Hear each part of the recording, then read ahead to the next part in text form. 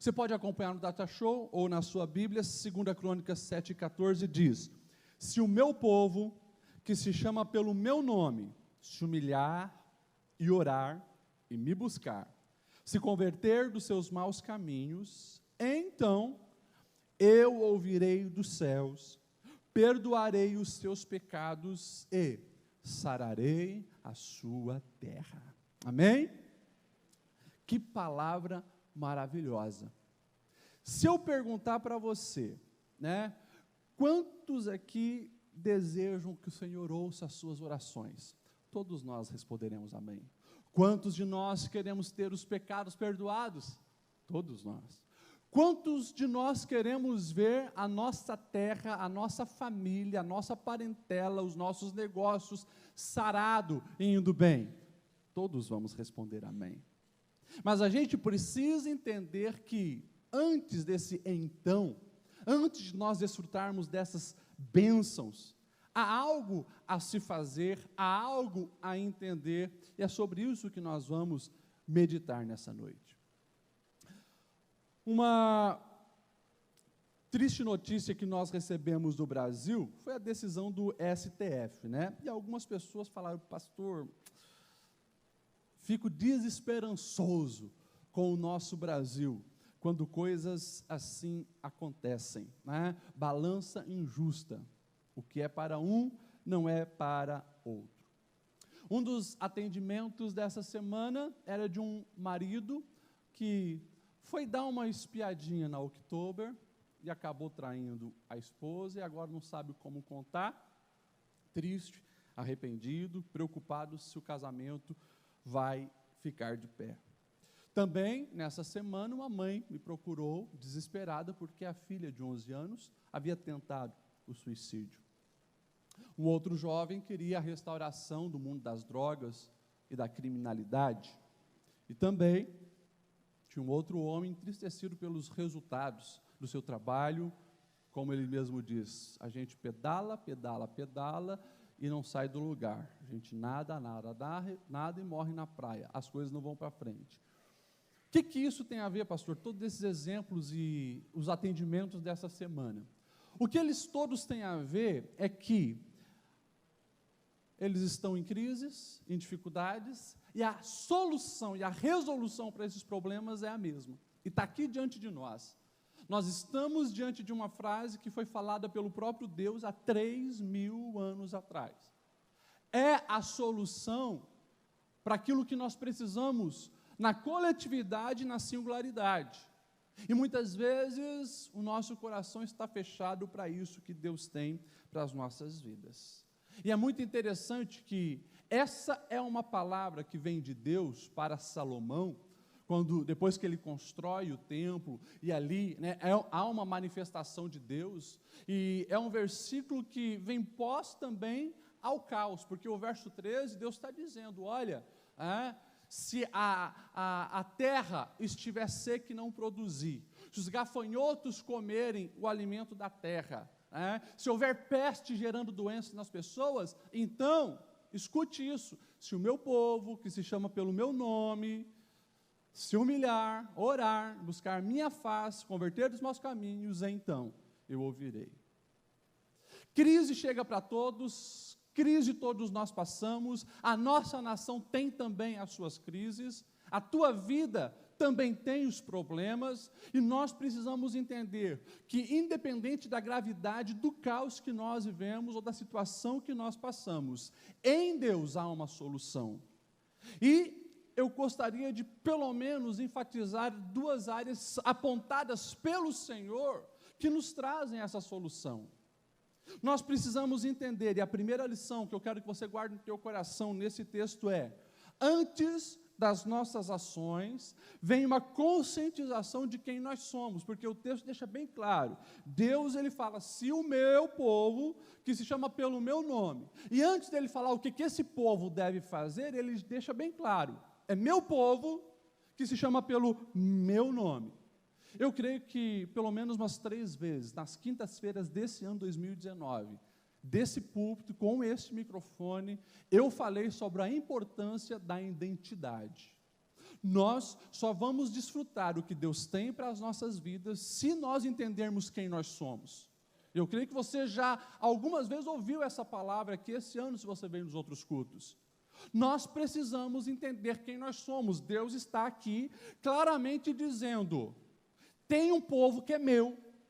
Esse povo é exclusivamente meu, e há 3.000 anos atrás remetia-se ao povo de Israel. A partir de Cristo está falando de nós, que somos o seu povo, que já passamos pela cruz, que fizemos uma aliança com o Senhor. Isso determinará todas as outras coisas, os nossos caminhos, as nossas decisões, os nossos propósitos, os nossos alvos, a maneira de nós triunfarmos ou não. Tudo depende dessa consciência da nossa identidade, ser povo de Deus. Essa semana alguém me procurou também dizendo: pastor, eu não entendo por que as coisas não dão certo, nada vai para frente, parece que tem uma maldição, e há uma maldição, né? A pessoa falou sobre a minha família, passa de pai para filho, e a pessoa falou no casamento, e também os antepassados mexiam com macumbaria, e essa pessoa falou isso para mim. O que eu faço, pastor? Eu disse: olha, duas coisas você precisa entender. Primeiro, é mais simples do que você imagina. O primeiro passo é fazer uma aliança com Deus. Agora, pode custar um preço mais caro do que você está disposto a pagar, porque é tudo. Você precisa fazer uma entrega total ao Senhor, para desfrutar da aliança com Ele e ver as maldições quebradas, e você triunfar, prosperar, desfrutar das bênçãos que Ele tem. Nós precisamos entender isso.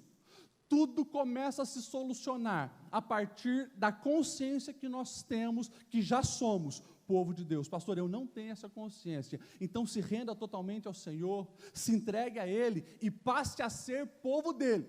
Porque nós vamos ver a Bíblia toda o Senhor enfatizando isso. Vocês são o meu povo, eu sou o Deus de vocês. Ou seja, tentando trazer o povo para essa conscientização. E como eu disse, isso determinará todos os nossos próximos passos. É coisa que até criança entende. Há uns 3, 4 anos atrás, dia 31 de outubro, Halloween, né, eu me lembro que a minha filha chegou contando o questionamento de uma amiguinha na escola. Tá, por que você não vai vestir de bruxa e participar dos dias da bruxa? E ela explicou para a amiga, né? Eu não participo disso porque eu pertenço a Deus. Olha só, sabe quem é, consequentemente, ela sabe o que pode e o que não pode, o que participar e o que não participar. Me lembro de uma história antiga, né?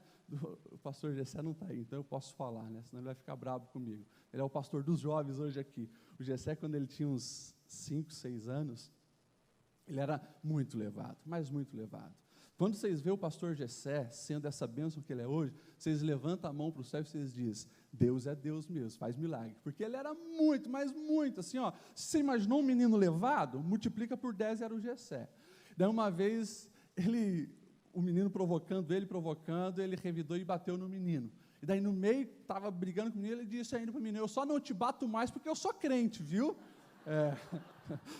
Olha só, mas uma criança na sua inocência, ele tem consciência do que é, e consequentemente isso influencia o comportamento dele, coisa que até criança sabe, e isso precisa fazer parte da nossa compreensão também, meus irmãos, porque se eu sou de Deus, eu não posso ir em qualquer lugar, falar qualquer coisa, viver a vida de qualquer jeito. Se eu sou de Deus, eu preciso seguir os padrões de Deus.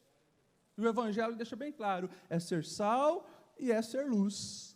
Então, quer começar a viver esse triunfo sobre circunstâncias que você está vivendo? Entenda a sua identidade, você é filho de Deus, consequentemente, você vai desfrutar dos privilégios. Quais são os privilégios? São muitos.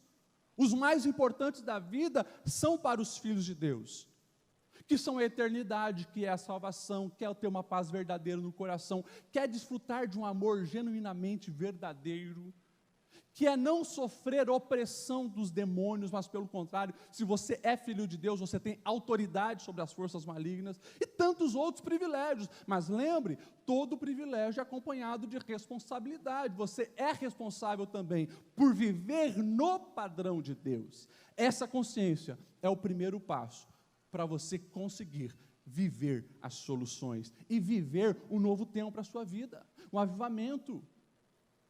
Eu fico abismado. Quando nós estamos aqui no mês de novembro, dezembro, e você começa a conversar com as pessoas sobre a listinha de janeiro, de 1º de janeiro, sabe a listinha? Não, esse ano vai ser assim, esse ano a minha vida espiritual vai ser um avivamento, esse ano, chega em novembro, dezembro, o discurso é só de frustração, porque pega aquela listinha e isso vai ficar para o ano que vem, vai ficar para o ano que vem, vai ficar para o ano que vem, vai ficar para o ano que vem. Os projetos não aconteceram. Aquilo que nós falamos no início, patinando, não saiu do lugar, se repete ano após ano, mas Deus não quer isso para nós. Nós precisamos todos os anos crescer, evoluir, melhorar. Nós fomos criados por Deus para edificar, para conquistar.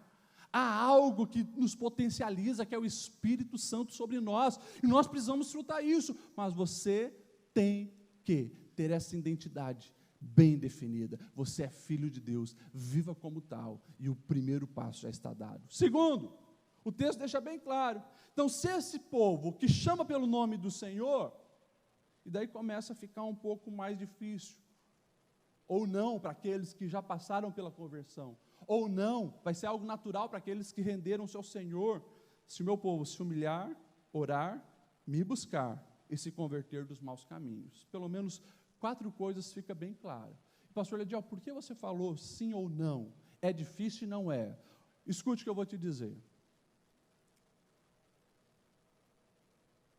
Boas intenções não te levam a praticar os caminhos de justiça e os princípios de Deus. Se não houver essa rendição total ao Senhor, o tempo inteiro você vai estar, literalmente, remando, se esforçando e não vai sair do lugar. Porque é só uma rendição total que faz você desejar o Senhor e sacrificar a carne, matar a carne. Por que muitas pessoas não conseguem vencer os vícios? Por que muitas pessoas não conseguem ser um homem fiel à esposa, uma mulher fiel ao marido? Por quê? Não, pastor, vem uma força muito maior que eu posso controlar, é claro, porque não foi crucificado ainda com Cristo. E todos os dias você precisa sacrificar a carnalidade, viver para Cristo. A rendição total vai fazer com que esse processo de santificação, de humilhação, de oração, de desejar o Senhor se torne natural. Senão, é artificial. Se não houver uma conversão genuína ao Senhor, você não vai conseguir. Vai manter as aparências durante um tempo, mas chega um momento que as coisas realmente estouram e a máscara cai. Por isso que a proposta do Evangelho nunca é usar máscara. Pelo contrário, seja sempre você, mas um você transformado, renovado, mudado pelo Espírito Santo. O texto vai dizer então, primeira proposta, e isso aqui é interessante, né? Porque assim, essas são orientações de quem sabe qual é o caminho da vitória, do avivamento, da conquista, e ele, além de nos mostrar, é aquele que pode nos ajudar. Então, assim, não é o pastor Lediel que está falando, faz isso que vai dar certo. Não é o pastor Aguiar, não é um irmão, não é uma irmã. Eu sei que conselhos tem muitos, mas nós estamos vendo o conselho do autor da vida. Ele está dizendo para nós, filho, filha, quer ver solução, quer ver mudança, quer ver avivamento, quer conquistar aquilo que foi prometido a você? Primeiro, se humilha. Se o meu povo, que se chama pelo meu nome, se humilhar. Ô, coisa difícil hoje, não é? Ô, geração de coração endurecido. Você quer ver? Quando chama o pastor no aconselhamento matrimonial. O que eu tenho visto nos aconselhamentos matrimoniais que a gente tenta ajudar? Primeiro, desculpa. Pastor, está assim porque o fulano é assim e procurando colocar a culpa sobre o outro. Ele faz isso, ela faz isso, então eu só reajo ao que ele faz, eu só reajo ao que ela faz e por isso não está dando certo. É raro você encontrar alguém que diz, pastor, eu sou ruim de coração, eu falo o que não deve, eu não consigo controlar a minha ira. E é por isso que muitas vezes não tem solução. A palavra está nos dizendo, primeiro caminho, se humilha. Não é os outros te humilharem, é você se humilhar. E como o texto bíblico vai dizer, debaixo da poderosa mão de Deus, e Ele vos exaltará. Então, parece estranho o que eu vou dizer para vocês, mas a vitória começa com choro e arrependimento diante de Deus.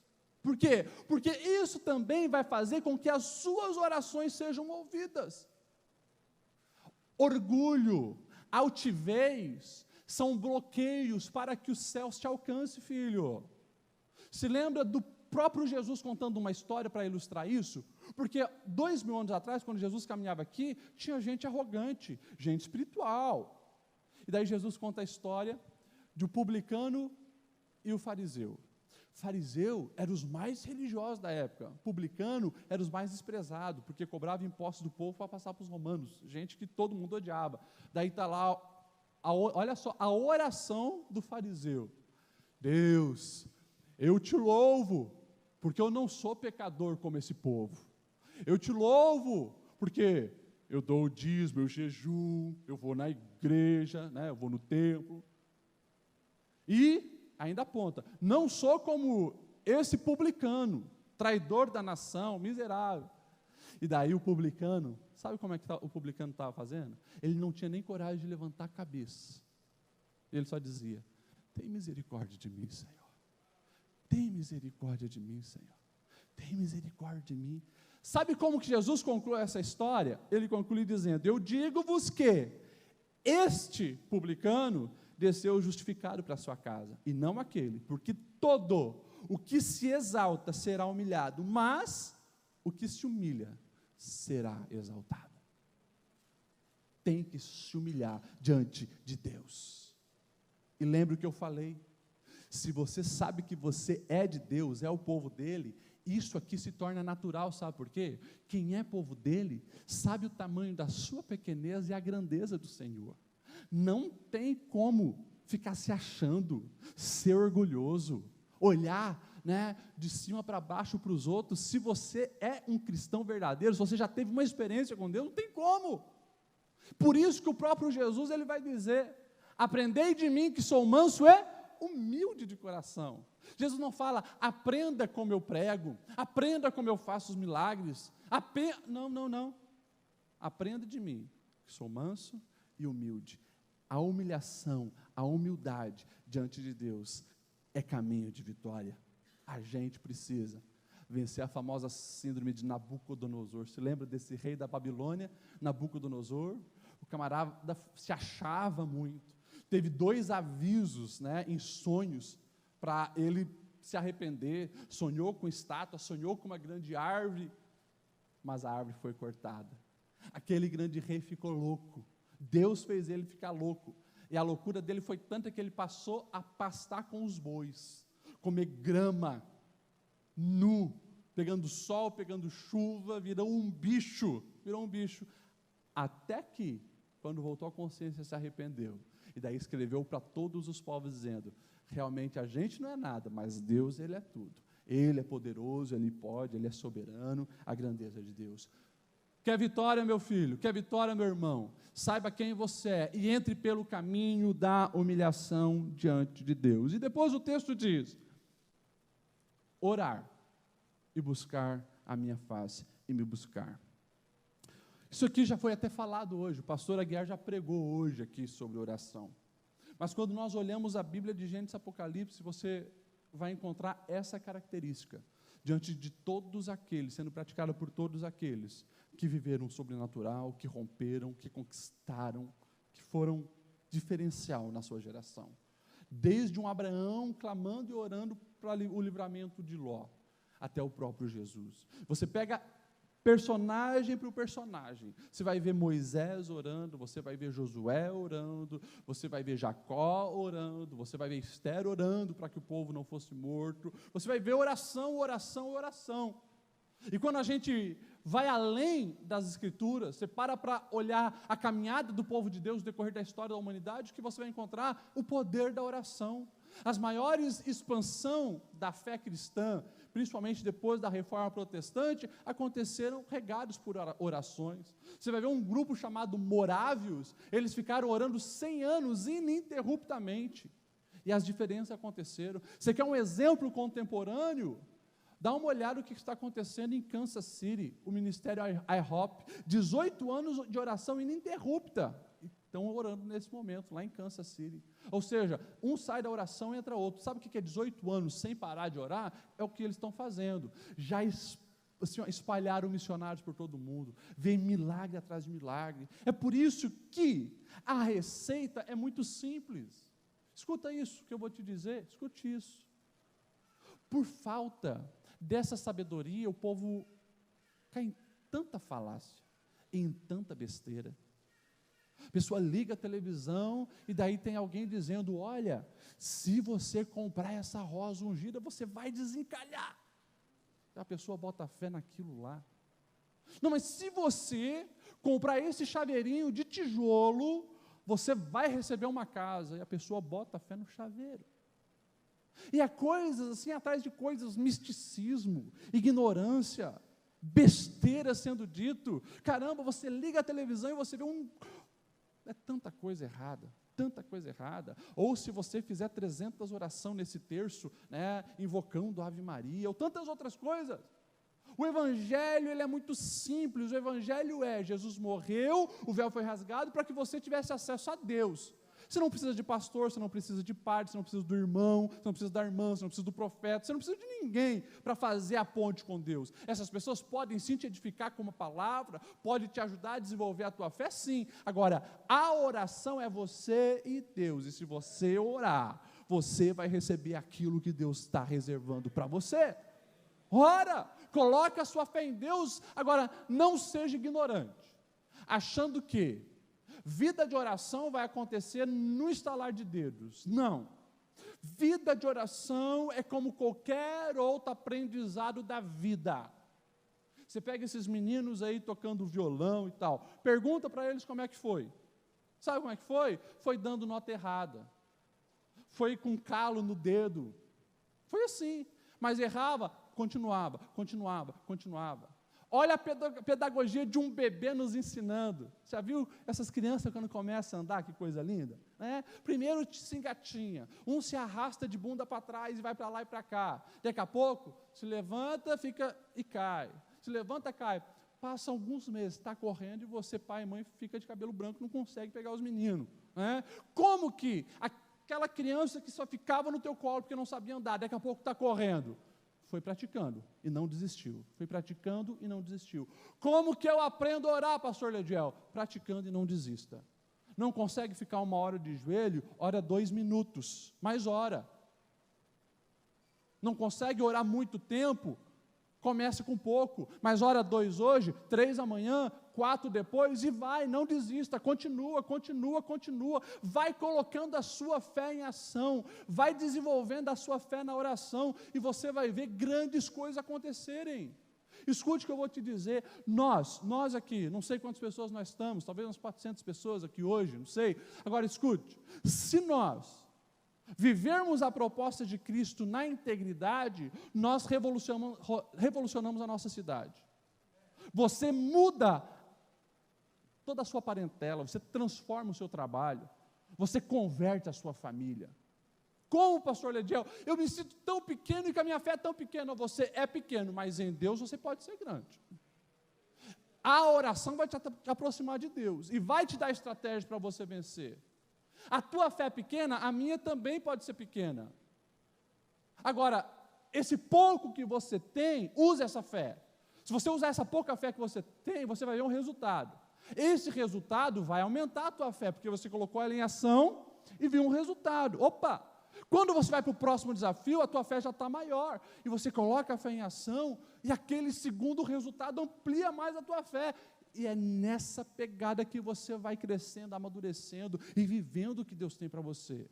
Então, a vida de fé, a vida de oração é progresso, é desenvolvimento, o que não pode é voltar atrás. É por isso que nós fizemos esse desafio. Coloca a fé no Senhor diante de uma causa impossível. E se você teve a coragem, sair do teu lugar, vir para frente com esse propósito, coloque isso em oração juntamente conosco. Você vai ver, Deus vai intervir, a bênção vai chegar, porque é promessa dEle. E isso vai fazer com que você comece a ver o agir de Deus na sua vida.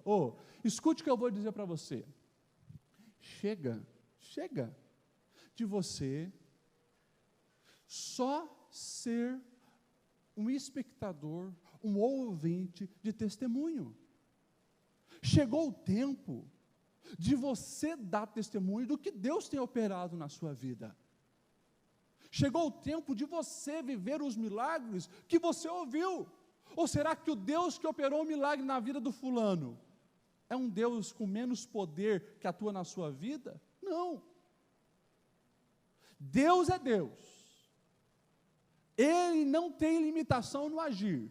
Porque uns estão desfrutando de mais unção, mais poder, mais milagre, estão andando e vivendo o sobrenatural, e eu estou vivendo essa vida? Dá uma olhada lá, vê como é que está a vida de oração dele, vê como é que está a conexão com o céu, vê como é que está a ativação da fé. Aí está a diferença. Então, não esqueça dessas verdades e desses detalhes. Eu vou ficar por aqui, e semana que vem nós vamos continuar. Daí eu vou falar então sobre converter dos maus caminhos e o resultado maravilhoso que nós temos através das propostas de Cristo para a nossa vida. Se coloque em pé. Escute o que eu estou dizendo para você hoje e vou terminar semana que vem.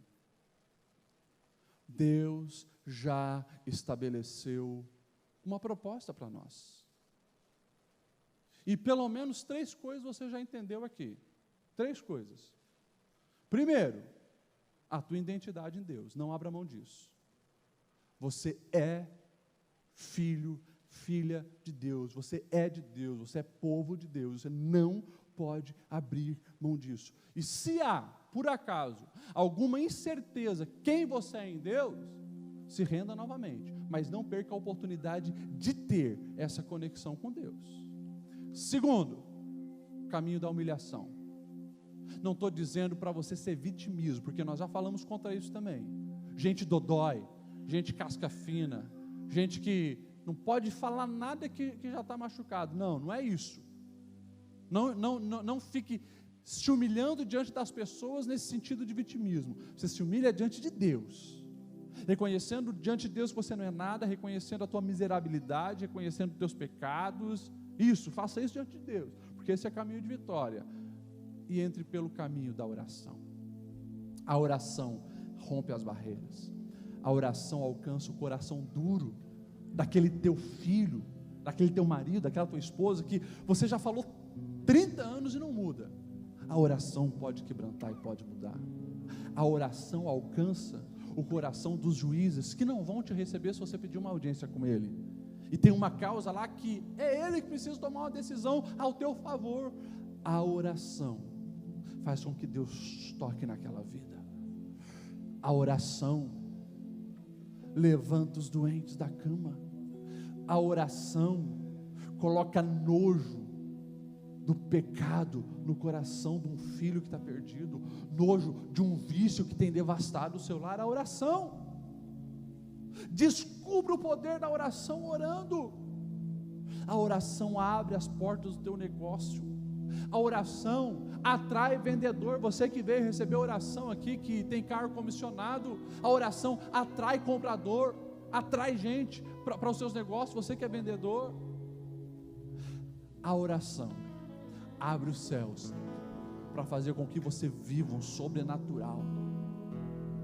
Chegou o tempo, escute isso, chegou o tempo de você não ter a sua vida regida apenas pelo que um pastor fala no púlpito, ou porque uma canção chegou lá no teu celular e você ouviu e aquilo te fez bem. Chegou o tempo de você ter experiência com Deus, e é a oração que vai te levar para esse nível mais profundo. Mas lembre, há um esforço a fazer, há um preço a pagar, há uma disciplina que precisa ser colocada em prática, porque boas intenções não te levarão a construir aquilo que Deus deseja fazer na sua vida. Tem que arregaçar as mangas, sim. Tem que voltar a acordar de madrugada para falar com Deus. Tem que separar um tempo, assim como você separa para fazer tantas coisas no dia. Tem que separar um tempo para estar de joelho aos pés do Senhor. Nós precisamos resgatar esse beabá e viver o diferencial que Deus tem para nossas vidas. Feche seus olhos. Quero orar por você. Deus, nós ouvimos uma proposta que vem dos céus para a nossa vida, para nos tirar da mediocridade, da crise, dos problemas de vida, para nos fazer desfrutar do sobrenatural, para nos levar além Nós precisamos e nós queremos isso. Portanto, Senhor, nós pedimos aqui pela tua misericórdia. Nós nos arrependemos dos nossos pecados, nós nos humilhamos porque reconhecemos que nós essencialmente somos mal. Se não for a tua graça, o teu perdão, a tua purificação, nós já teríamos perecido, Senhor. E nós estamos aqui colocando sim um alvo, um objetivo, um propósito de oração para a nossa vida e para a nossa caminhada. Nós nos arrependemos, Senhor, por aquilo que nós temos negligenciado, na questão da nossa identidade, da humildade, da vida de oração. Mas nós também estamos aqui, Senhor, fortalecidos com essa palavra, decididos a viver um novo tempo. Eu peço, Senhor, que o teu Espírito Santo se manifeste sobre a vida de cada um dos teus filhos, levando-os para um novo nível contigo. Rompa, Senhor, as barreiras que os amarram, quebra, Senhor, o jugo que tem impedido a vida de oração, que haja em nós um arder colocado pelo Espírito Santo, para nós estarmos na tua presença, e que nós possamos, Senhor, colocar a nossa fé em ação, e ver grandes coisas acontecendo. Eu peço, Senhor, que essa consciência que vem dos céus, permeie a nossa mente e o nosso coração nessa noite, e que haja assim, ainda em novembro, conquistas, vitórias, nova vida, novo tempo e projetos, em nome de Jesus, amém e amém. Então,